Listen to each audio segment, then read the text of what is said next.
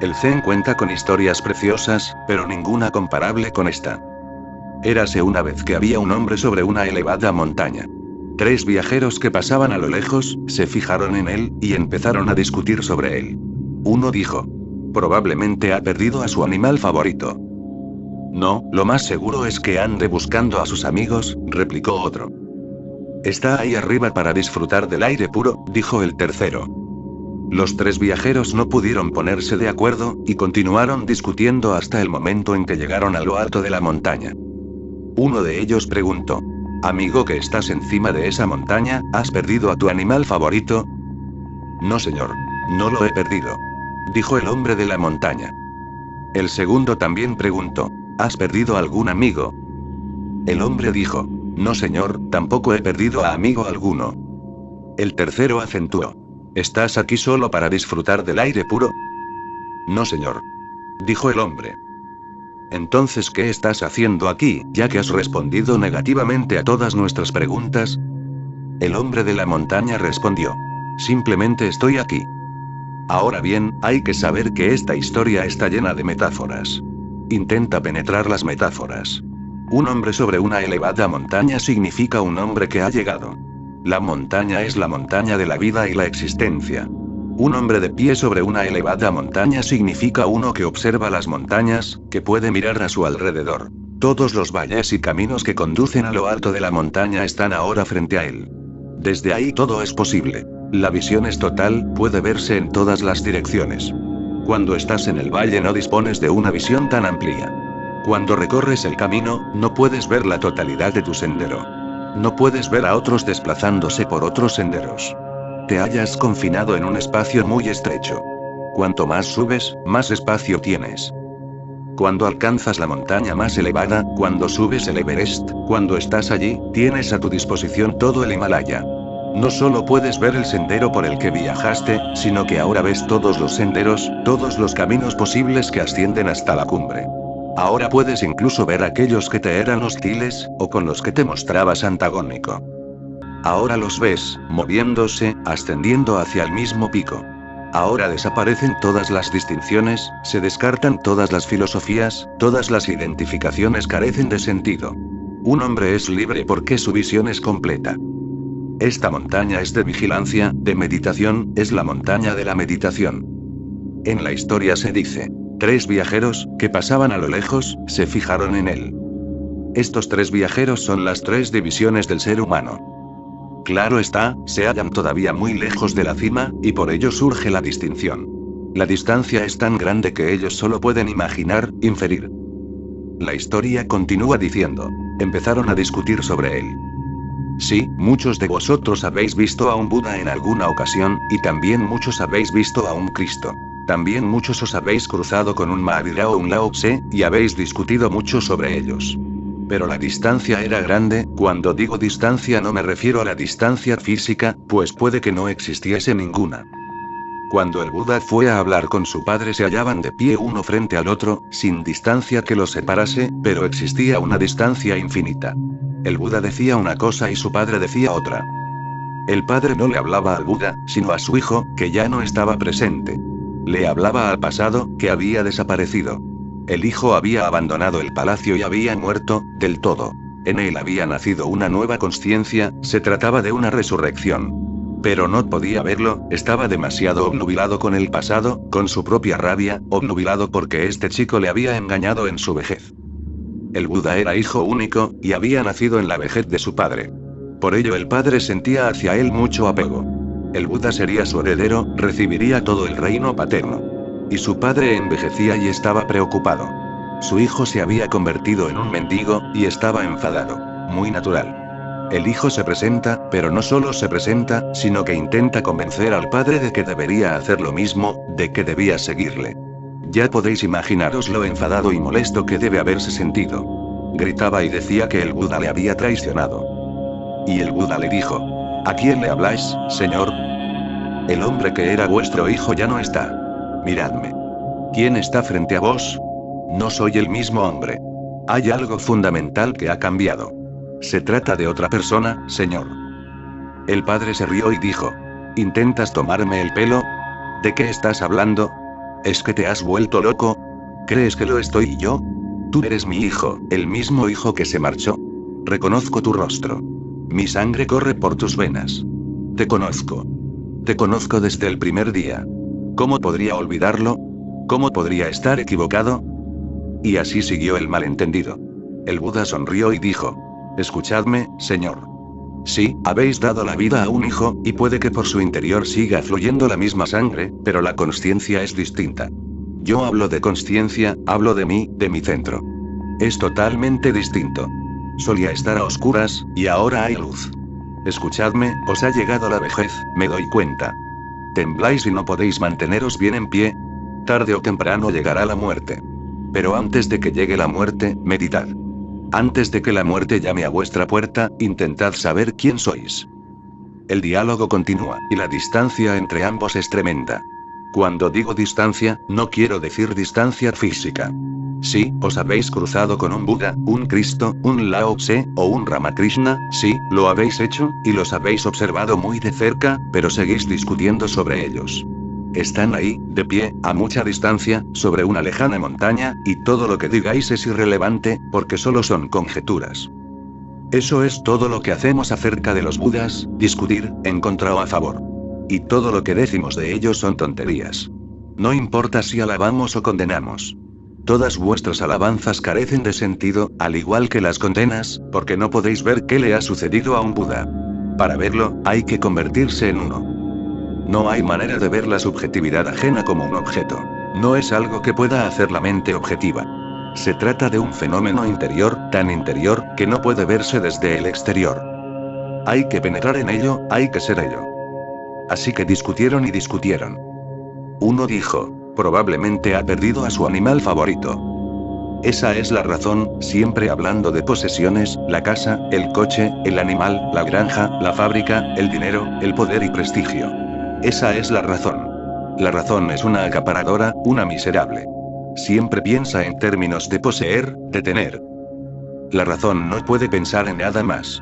Si observas a un meditador, sentado en silencio, y tú eres una persona confinada en tu razón, ¿qué creerás que está haciendo?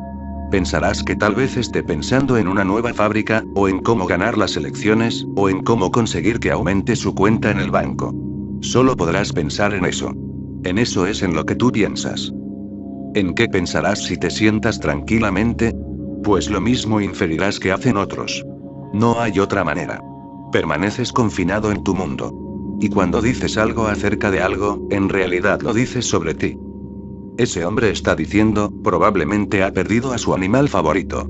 Si ese hombre hubiera estado allí en la montaña, podría haber sido el caso de que hubiera perdido su vaca, y estuviese en lo alto de la montaña tratando de saber dónde estaba. Tal vez se le hubiera perdido la vaca. Y para encontrarla habría subido a la montaña, pero solo por esa razón. Incluso cuando se halla en la cumbre del Everest, lo único que hace es buscar una vaca perdida, no a Dios, recuérdalo. Ese hombre dice, probablemente ha perdido a su animal favorito, y está diciendo algo sobre sí mismo. Si él hubiera estado ahí, solo habría buscado un animal. Solo por ese motivo habría subido tan alto. Hay mucha gente que dice, estoy atravesando dificultades económicas, si medito me ayudará a encontrar una salida. Aunque vayas hasta la cima de una montaña te llevarás contigo tu afición. Eso es la razón, la cabeza. La cabeza es la cosa más tonta de todo tu ser, porque se preocupa de tonterías. Nada de lo que te pasa por la cabeza tiene valor alguno. La historia continúa. No, lo más seguro es que ande buscando a un amigo, replicó otro. Este es el hombre de corazón. Esta es la metáfora del corazón. Dice. No, no está ahí por una propiedad, sino buscando a un amigo. Esa es una tendencia hacia el corazón, amor, amistad, compasión. Tal vez se haya perdido un amigo. Ese hombre está mostrando algo sobre él. Ese es el corazón que piensa. El corazón tiene más compasión que la cabeza. La cabeza es muy dura. La cabeza es agresión, la cabeza es un violador. Y nos han formado para ser violadores, porque solo nos han formado en la cabeza ambición, ego, agresión.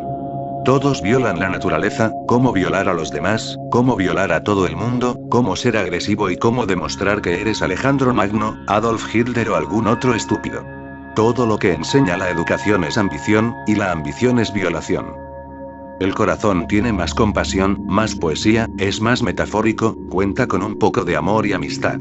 El hombre está diciendo algo acerca de sí mismo: si tuviera que subir a esa montaña, no lo haría en busca de ninguna propiedad. Si tuviera que llegar a ese extremo, si tuviera que pasar por ello, solo lo haría por un amigo. Sí, podría hacer todo eso, pero solo por un amigo, solo por amor. Y el tercer viajero dijo: está ahí arriba para disfrutar del aire puro. Eso es la sexualidad. La sexualidad es alegría, diversión. Intenta comprender. Has convertido tu sexualidad también en trabajo. La gente hace el amor como si estuviera cumpliendo un deber. Hay Mahatmas, Mahatma Gandhi, por ejemplo, que dicen que hagas el amor solo cuando quieras procrear. Esa es la cabeza tratando de dominar el sexo. Así que solo haz el amor cuando quieras procrear. Como si la sexualidad no tuviese otra función, como si solo fuese una fábrica. Cuando quieras procrear, vale, dedícate a ello obedientemente, hazlo hábilmente y acaba con ello. Para Mahatma Gandhi y otra gente como él, hacer el amor solo por diversión es un pecado. Lo llaman pecado. Para gente así, masoquistas, para gente así, cualquier cosa que huela a alegría es un pecado. No hagas nada por alegría, hazlo con algún propósito. Esa gente son negociantes. Mahatma Gandhi provenía de una familia de negociantes. Era un comerciante. Y siguió siendo comerciante hasta el fin de sus días, muy calculador e inteligente.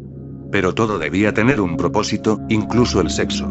No puedes amar a tu mujer, o a tu hombre solo porque te proporciona alegría, solo porque haya luna llena, o porque la playa es hermosa, o porque el mar ruge de manera tremenda, o solo porque llueva de forma maravillosa, o porque quieras celebrar tus energías. No.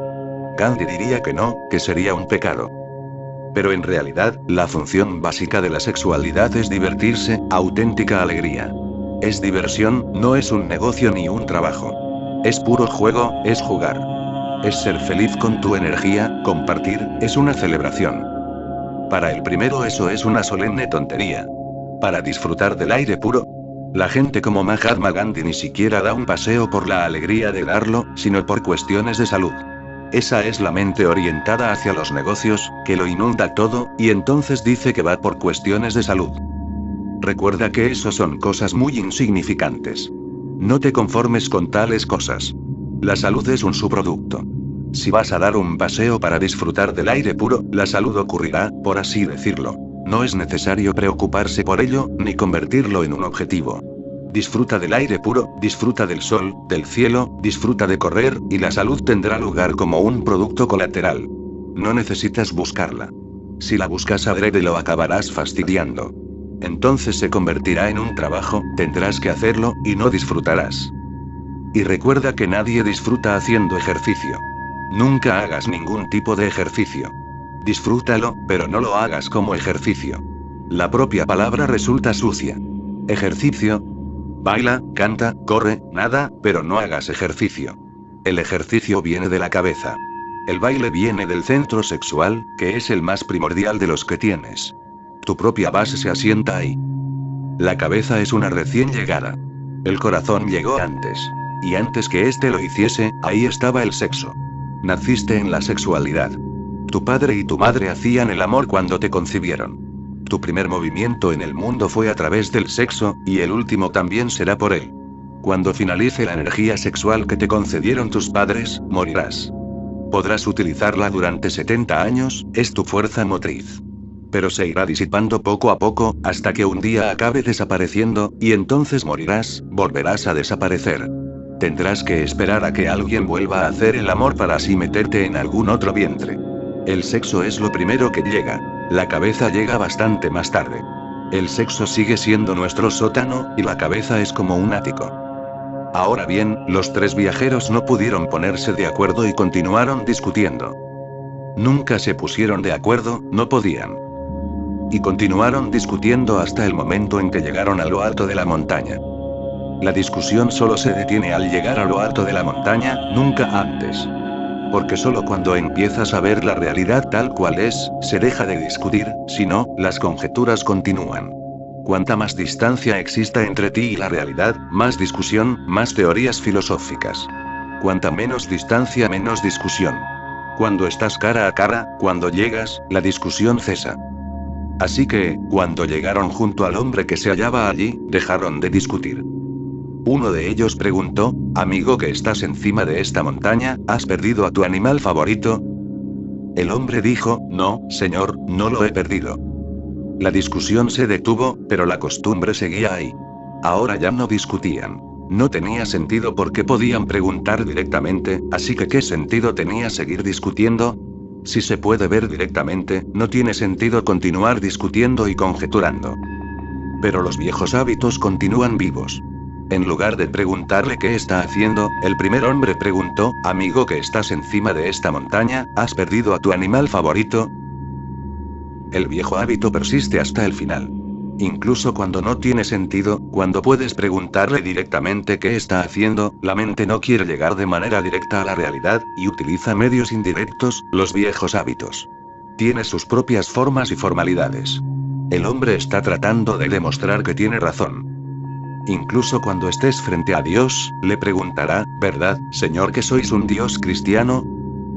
Seguirás cargando con tus evangelios e intentarás que Dios acabe diciendo: sí, soy el Dios de los evangelios.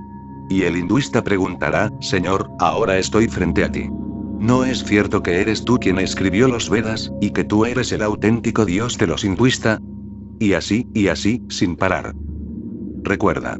Cuando no haces una pregunta directa de manera natural, obtienes una respuesta negativa. La gente zen insiste mucho en ser directo.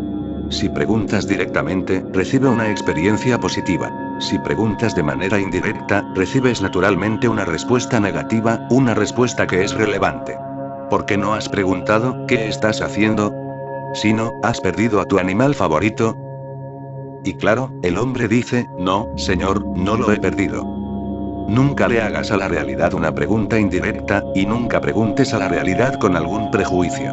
Si lo haces recibirás un no por respuesta. Pregunta directamente. Desecha la mente, todos tus prejuicios, presuposiciones, filosofías, y pregunta de manera directa. Eso es lo que quiere decir el Zen con lo de mirar directamente en la naturaleza de las cosas. El segundo también preguntó: ¿has perdido algún amigo? El hombre dijo: no, señor, tampoco he perdido amigo alguno. El segundo no aprendió nada del primero, y recibió una respuesta negativa. Somos tan tontos que no acabamos de aprender. Persistimos en nuestros hábitos, porque este segundo debería haber aprendido a no hacer una pregunta indirecta, pero la hizo. El cristiano ha fracasado, y llega el hinduista y fracasará, y el musulmán también, igual que el jainista. Y todos ellos repetirán el mismo error. El tercero aventuró: ¿estás aquí solo para disfrutar del aire puro? El tercero, en vez de haber aprendido algo de los dos primeros, cree tener más posibilidades, claro, natural. Ahora que a los otros dos les han dado una negativa, él está más cerca de tener razón. ¿Qué más posibilidades podrían existir? Solo hay tres: la razón ha fracasado, la emoción ha fracasado. Así que solo hay una más: que el sexo tenga razón. El sendero del conocimiento ha fracasado, el de la devoción también, y ahora solo queda uno, el Tantra, que deberá alzarse victorioso. El tercer hombre debía sentirse muy esperanzado, casi confirmado. ¿Qué otra cosa podría decir aquel hombre en lo alto de la montaña? Tendría que admitirlo. Pero uno nunca conoce la realidad.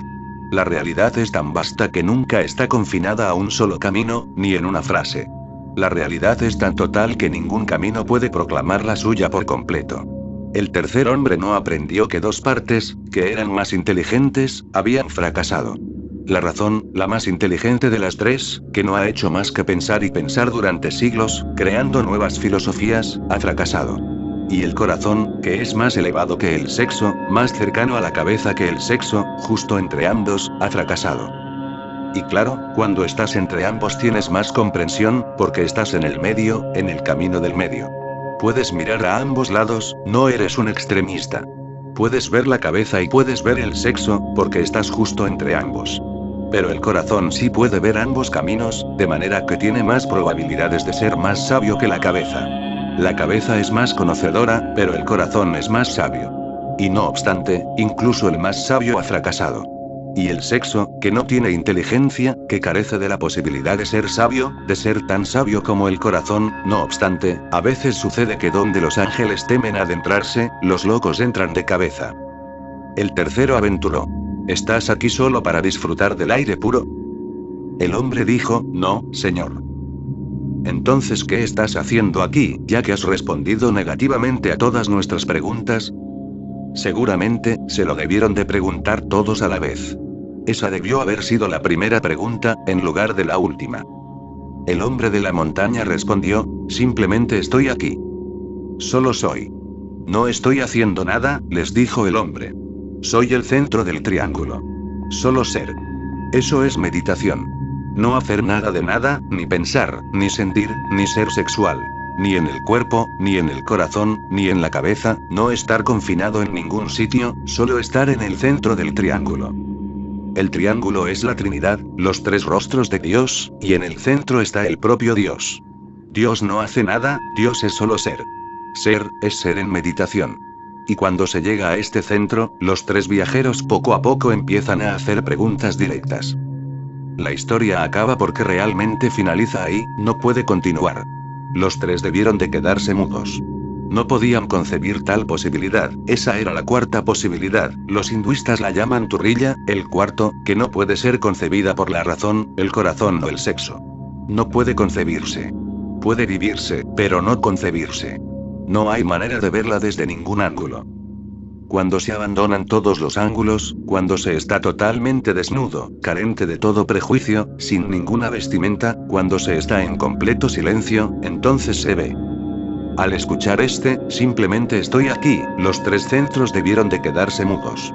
Ni siquiera podían haber soñado una respuesta tal. No hay animal, ni amigo, ni aire fresco, nada de eso, debió ser una conmoción.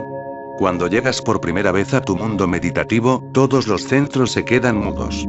La razón se aquieta, y no hay palabras que se agiten. El corazón se sosiega, y las emociones ya no te turban. El sexo se calma, y no surge más sexualidad. Al ver la realidad, todo se torna silencio. Esa declaración, simplemente estoy aquí, es la definición de meditación. Una vez se ha llegado a este punto, uno se convierte en armonía interior. Es el primer paso, la parte yógica, la parte del esfuerzo, de la voluntad. Lo siguiente sucede por sí mismo, no es necesario hacer nada. Lo siguiente es un suceso, la primera cosa es una acción. Debes viajar lo suficientemente lejos como para llegar a la montaña, y para estar allí por encima de todas las oscuridades del valle, por encima de todos los senderos, de todas las atalayas, religiones y filosofías. Debes mantenerte por encima de todas ellas. Se trata de una tarea dura y ardua. Una vez se llega allí y estás simplemente allí, Dios sucede. En el momento adecuado, cuando tu estar allí se torna absolutamente inmóvil, entonces, de repente, eres penetrado por Dios. Desapareces, Dios desaparece, y existe unicidad.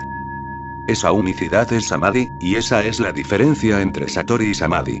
Satori es armonizarse interiormente, es el primer paso. Samadhi es armonizarse con el todo, el último paso. En Satori, desaparece tu conflicto. En Samadhi, tú también desapareces. Alcanza esa alegría que proviene de una carencia de conflicto interior, y alcanza esa beatitud que proviene de sintonizarse con el pálpito universal. Cuando danzas con las estrellas, creces con los árboles, floreces con las plantas, cantas con los pájaros y ruges con el mar, y estás en la arena, y en todas partes, esparcido por todos los sitios. Estás en todas partes y aquí, ahora es el único objetivo. Y ese objetivo tiene una belleza. Y su belleza es que se trata de una alegría generosa. Si quieres tener más dinero, has de explotar a los demás. No puedes tener más dinero sin hacer que alguien sea más pobre en algún sitio. Si quieres tener más poder, se lo tendrás que arrancar a alguien. Todas las alegrías, excepto la meditación, son explotadoras. Estar enamorado de una mujer hermosa es explotador, porque esa mujer hermosa no está al alcance de nadie más. La habrás poseído y habrás trazado una línea de demarcación, y ahora te pertenecerá a ti. Y si alguien empieza a enamorarse de ella, también empezará a sufrir, porque la mujer ya está comprometida. Todos los gozos y alegrías son explotadores, excepto la meditación. Solo la meditación es una alegría no explotadora, no competitiva. No le quitas nada a nadie, solo creces en ti mismo.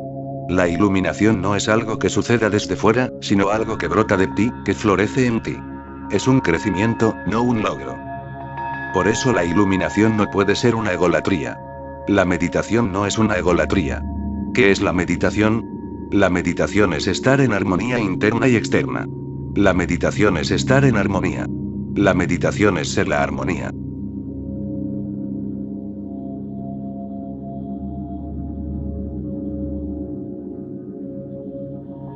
De tu sendero.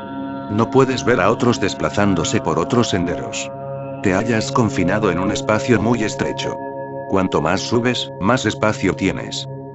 Cuando alcanzas la montaña más elevada, cuando subes el Everest, cuando estás allí, tienes a tu disposición todo el Himalaya. No solo puedes ver el sendero por el que viajaste, sino que ahora ves todos los senderos, todos los caminos posibles que ascienden hasta la cumbre. Ahora puedes incluso ver aquellos que te eran hostiles, o con lo de la montaña significa un hombre que ha llegado. La montaña es la montaña de la vida y la existencia. Un hombre de pie sobre una elevada montaña significa uno que observa las montañas, que puede mirar a su alrededor. Todos los valles y caminos que conducen a lo alto de la montaña están ahora frente a él. Desde ahí todo es posible. La visión es total, puede verse en todas las direcciones.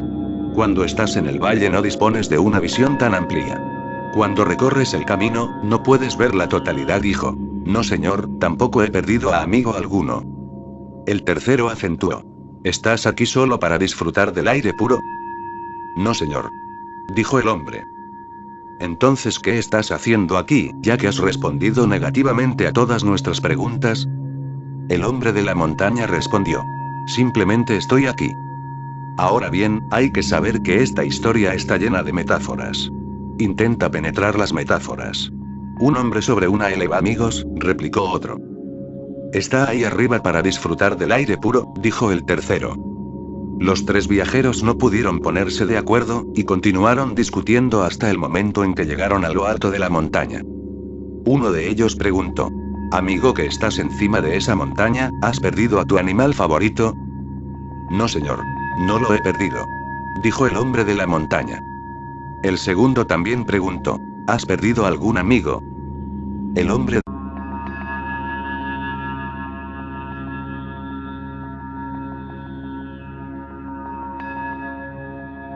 El Zen cuenta con historias preciosas, pero ninguna comparable con esta. Érase una vez que había un hombre sobre una elevada montaña. Tres viajeros que pasaban a lo lejos, se fijaron en él, y empezaron a discutir sobre él. Uno dijo. Probablemente ha perdido a su animal favorito. No, lo más seguro es que ande buscando a sus